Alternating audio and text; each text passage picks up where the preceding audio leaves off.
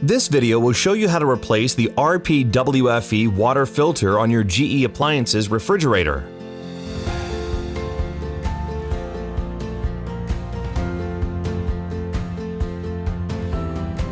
Please note, there's no need to shut off the water in your house before replacing the filter.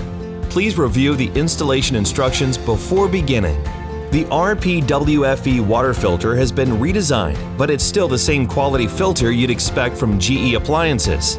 You should replace your water filter every 6 months or when you notice a decrease in water flow. Touchscreen model refrigerators will display a filter status message when the filter needs replacing, while non-touchscreen models will display a filter indicator light.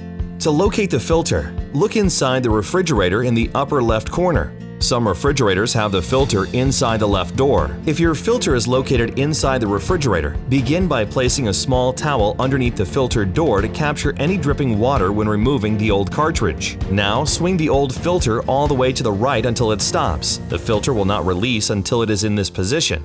Then simply pull the old filter out without twisting the cartridge. Align the top of the new filter in the holder with the word "front" facing outward.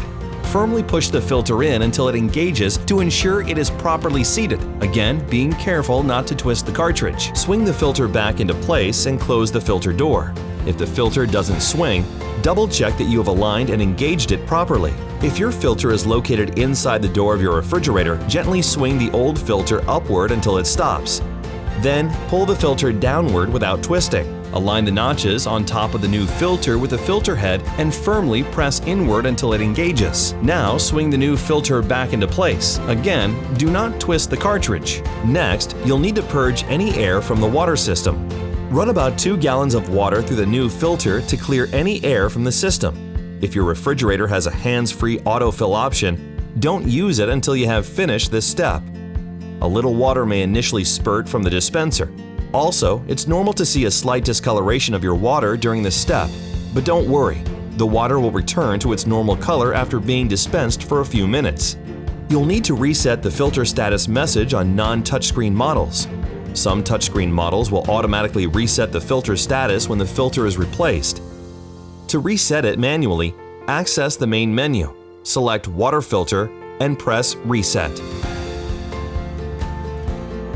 Now you are ready to enjoy fresher, cleaner filtered water and ice from your GE Appliances refrigerator.